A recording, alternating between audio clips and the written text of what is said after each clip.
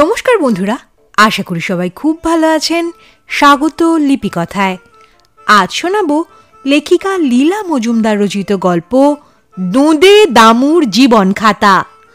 গল্প পাঠ ভালো লেগে থাকলে দয়া করে গল্পের শেষে একটি লাইক দিতে ভুলবেন না। আর যে সকল শ্রোতা বন্ধুরা এখনও চ্যানেলটিকে সাবস্ক্রাইব করেননি, গল্প পাঠ ভালো লেগে থাকলে দয়া করে চ্যানেলটি সাবস্ক্রাইব করে নেবেন। শুরু করছি গল্প দোঁদে দামুর জীবন খাতা। বটুর ছোট কাকা সর্বদাই বলেন তার বড়দার বন্ধু দামু জ্যাঠামশাই নাকি দুর্ধর্ষ পুলিশ গোয়েন্দা। তাঁর দাপটে ৩৩ বছর ধরে বর্ধমানে আর কেষ্টনগর এলাকায় বাঘে গরুতে এক ঘাটে জল খেয়েছে। বাড়ির কাছে এরকম একজন অসমসাহসিক পুরুষ বাস করাও নাকি মোটা জীবন বীমার সমান। শুনে বটুর ছোট ভাই লাটু অবাক। জীবন বীমা করলে তো টাকা পায়। বটু বলল, অতই যদি সাহস হবে তা জ্যাঠামশাইয়ের তাসের আড্ডা ভাঙলে উনি আমাকে কেন বলেন টর্চ নিয়ে আমাকে একটু গলিটা পার করে দিয়াই তো বাবা, সাহসী না আরো কিছু। ছোট কাকার মুখটা একটু লাল হয়ে উঠল। যাকে তাকে পুলিশের বিশিষ্ট সুবর্ণপদক দেয়া হয় না, বুঝলি? বটু বলল, তা দেয়া হবে না কেন? তুমি তো বলো ফি বছর সাহিত্যের পুরস্কারগুলো যাকে তাকে দেওয়া হয়। বলনি তোমার কবিতার বইটা নাকি না পড়ি ডাস্টবিনে ফেলে দেয়? এবার খুব চটে গেলেন ছোট কাকা। ফর্সা মুখটা টকটকে লাল হয়ে উঠল। কি একটা বলতে যাচ্ছিলেন, ঠিক তখনই বড় জ্যাঠাদের তাসের আড্ডায় কে যেন ফটাস করে এক হাত তাস টেবিলের ওপর ফেলে চেঁচিয়ে উঠল, মার দিয়া কেল্লা, এই বাকি সব দান আমার। থমথমে চুপচাপ, তারপরই শোরগোল, তারপর সভাভঙ্গ হলো। এক গাল হাসতে হাসতে দামু জ্যাঠা বেরিয়ে এসেই বললেন, কোথায় গেলি রে বটু? আমাকে একটু গলিটা পার করে দে তো বাপ। বটু বলল, আমার বুড়ো আঙুলে ব্যথা, আমি পারবো না, ছোট কাকা যাক। ছোট কাকা ততক্ষণে হাওয়া। লাটু বলল, 5 মিনিটের তো হাঁটা, চলে যা না, আমি গেটের বাইরে দাঁড়াচ্ছি। দামু জ্যাঠা ওর কাঁধে হাত দিয়ে বললেন, নিদেন ওই তেঁতুলতলাটা পার করে দে বাপ, আর বাড়ি পৌঁছে দিলে তোদের রাবড়ি আর সরভাজা খাওয়াবো, আর এমন একটা গল্প বলবো যে চুল দাড়ি সব খাড়া হয়ে উঠবে। বটু লাফিয়ে উঠল, ঠিক তো? ওরে লাটু, শিগগির আয়, দামু জ্যাঠা গল্প বলবেন। সঙ্গে সঙ্গে লাটুও খাড়া। তখন সবে 8টা, রাতের খাওয়া 9টায়। সেদিন এক অদ্ভুত গল্প ফাঁদলেন দামু জ্যাঠা। দুজনার হাতে 2 গেলাস ঘোলের শরবত ধরিয়ে দিয়ে যে ঘটনার কথা বললেন তা বিশ্বাস করতে ইচ্ছে করে না। কিন্তু যার গলায় 2 রকম রঙের 2টো সুতোয় বাঁধা 2 রঙের 2টো মাদুলি আর ডান হাতের কনুয়ের ওপর রূপোর চেন দিয়ে ঝোলানো কি সব বিচিটিচির মতো দেখতে জিনিস, তিনি যে সহজে মিথ্যে কথা বলবার সাহস পাবেন না, এ বিষয়ে ওদের মনে কোনো সন্দেহ রইল না। অবশ্যই তখনও পর্যন্ত রাবড়ি আর সরভাজার দেখা নেই। দামু জ্যাঠা গোড়ায় বললেন, এই কাছাকাছি এসে বস, যদি আবার নার্ভাস লাগে বিষম খেতে পারিস। সঙ্গে সঙ্গে লাটুর মুখের শরবত ভুল নল দিয়ে নেমে একাকার কাণ্ড বাঁধালো।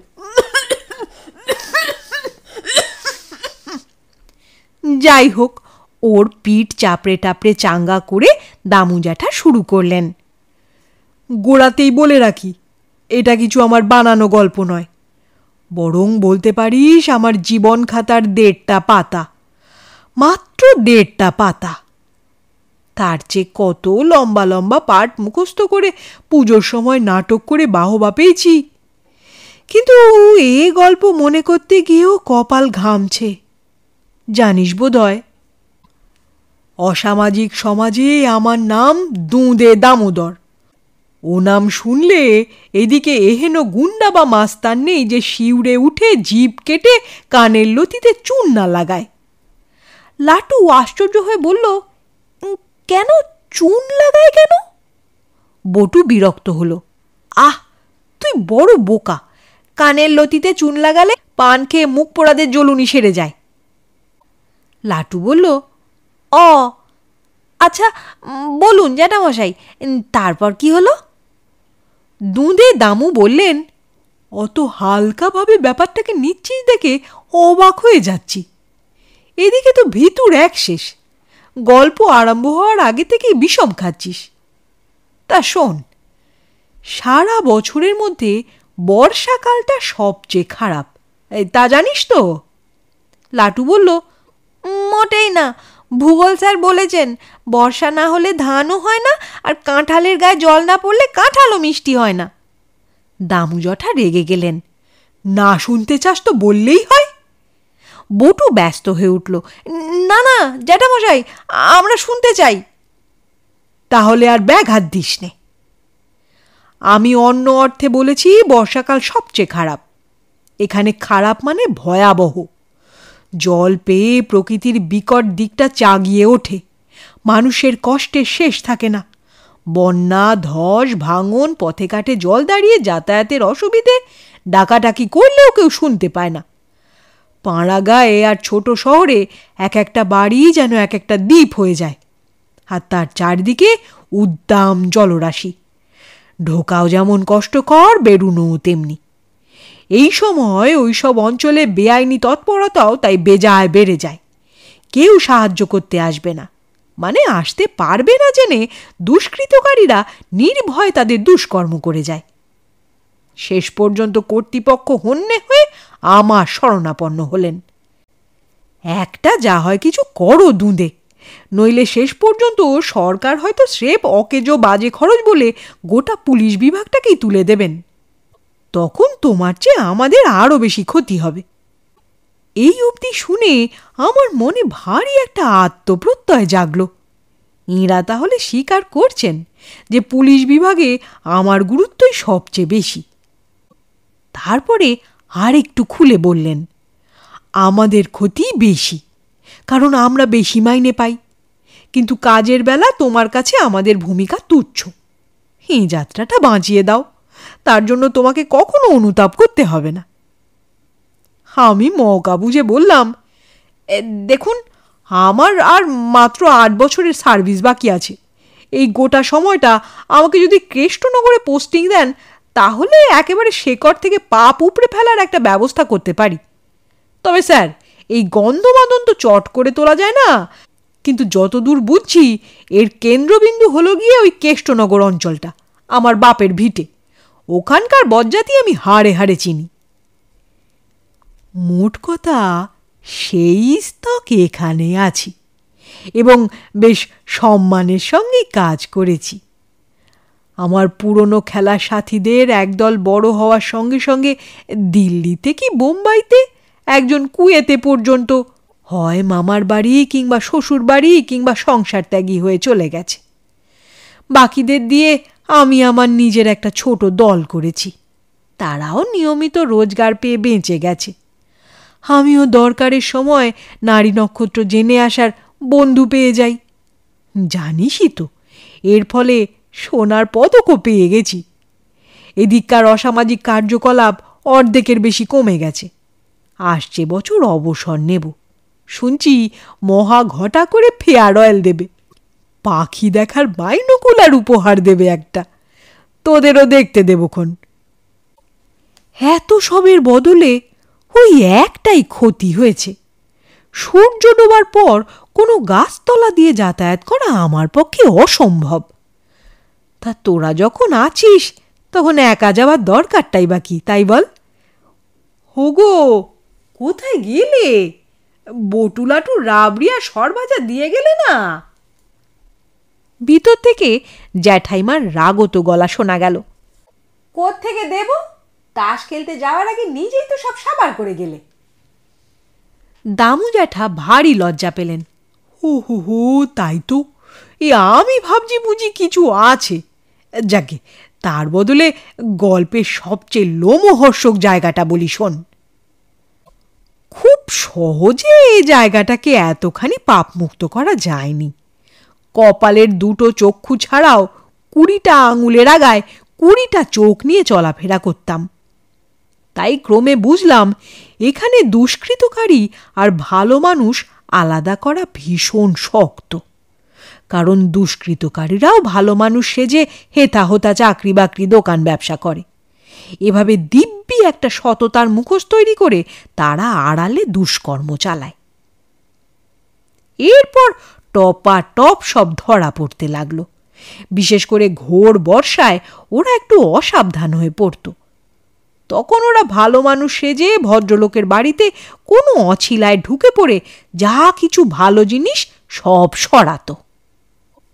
পুরুষরাও তখন বাড়ি ফেরেনি। মেয়েরা চেঁচালেও শোনা যেত না, আর গেলেও প্রায় অন্য কোনো বাড়ি থেকে সাহায্যকারীদের যাওয়া আসা করার সাধ্য ছিল না।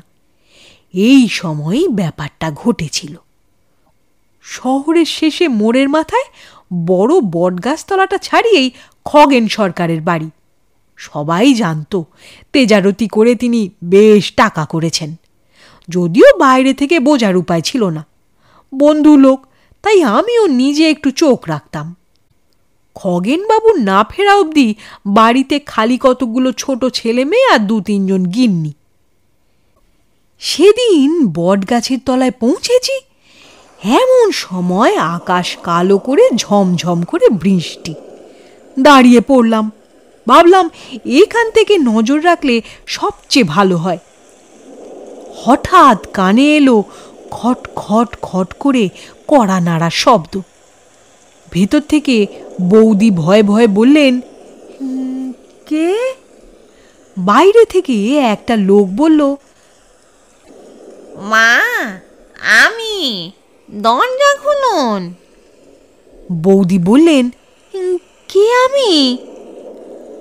আমি গো মা, আমি। ভেতর থেকে বৌমাদের ভয়ার্ত চিৎকার, খুলবেন না মা, খুলবেন না, নাকি সুরে কথা বলছে, ভূত ছাড়া কিছু হতেই পারে না। বাইরের লোকটা কাতর ভাবে বলল, না গো মা, আমি রাসবিহারী। বাবুর ফিরতে দেরি হবে, তাই এই মধু আর গাওয়া ঘি পাঠিয়েছেন। দরজা খুলুন, জিনিস দিয়ে বাড়ি যাই। তবু বৌমারা বলে, ভূত ভূত মা, ভূত। রাসবিহারী বলে, না বৌদিদি, ছোটবেলা থেকেই আমি খোনা, দোকানের রাসবিহারী আমি। বাবু এলে শুনবেন, দুধ আর গাওয়া ঘি এনেছি মা। লোকটার বজ্জাতি দেখে আমি তো থ। ভূত সেজে গেরস্তের বাড়ি এসে কয়েকটি মহিলা ছেলেপুলের উপর হামলা করছে। শেষ পর্যন্ত মধু আর গাওয়া ঘিরি জয় হলো। হুড়কো খোলা শব্দের সঙ্গে সঙ্গে আমিও হতভাগার উপর ঝাঁপিয়ে পড়লুম। সর্বাঙ্গ চটে জড়িয়ে এসেছে, ভিজে চুপ্পুর। ঝাঁপিয়ে পড়েই বুদ্দুম করে এক রদ্দা কষালাম। কষাবার সঙ্গে সঙ্গে আমার মাথাটা কেমন ঘুরে গেল। চোখে অন্ধকার দেখলাম। মনে হলো একটা বাতাসের দেওয়ালের ওপর রদ্দা মারলাম। মরিয়া হয়ে হাতড়াতে লাগলাম। ধরা ছোঁয়ার মধ্যে কিছু নেই। অজ্ঞান হয়ে পড়ে গেলাম বোধহয়। মুখে বৃষ্টির জলের ঝাপটা লাগতে সঙ্গে সঙ্গে উঠে বসলাম। লণ্ঠন হাতে বৌদিদি দাঁড়িয়ে দাঁড়িয়ে হাসছেন। বললেন, মস্করা করার আর জায়গা পেলেন না ঠাকুরপো? বড় বৌমা যে আর একটু হলে খুন্তি তাতিয়ে মুখে ছ্যাঁকা দিতে যাচ্ছিল। তোমার আবার ফিটের ব্যামো আছে কে জানতো। ঠিক সেই সময় মেঘ কেটে গেল, বৃষ্টি থেমে গেল, চারিদিকে জ্যোৎস্না ফুটফুট করতে লাগলো। চেয়ে দেখি কেউ কোথাও নেই, কিচ্ছু নেই। না রাসবিহারী, না ভিজে চট, না মধু, না গাওয়া ঘি। কি বলবো বাপ, একেবারে তাজ্জব বনে গেলুম। ঠিক সেই সময় বিকট শব্দের মতো হুড়মুড় করে বুড়ো বটগাছটা মুখ থুবড়ে পথ জুড়ে পড়ে গেল। সেই স্তক সূর্য ডোবার পর আমি গাছতলা দিয়ে একা কখনোই আর যাই না। বটু বলল, অবসর নিলে ঢের সময় পাবেন, তখন আপনার জীবন খাতাটা সবটা লিখে ফেলবেন, সাহিত্য পুরস্কার কে ঠেকায় দেখব। শেষ হলো গল্প। গল্প পাঠ ভালো লেগে থাকলে দয়া করে চ্যানেলটি সাবস্ক্রাইব করে নেবেন, আর বেল বাটনটি প্রেস করলে আমার পরবর্তী গল্পের নোটিফিকেশান আপনারা পেয়ে যাবেন। সবাই খুব ভালো থাকবেন, সুস্থ থাকবেন। অনেক ধন্যবাদ।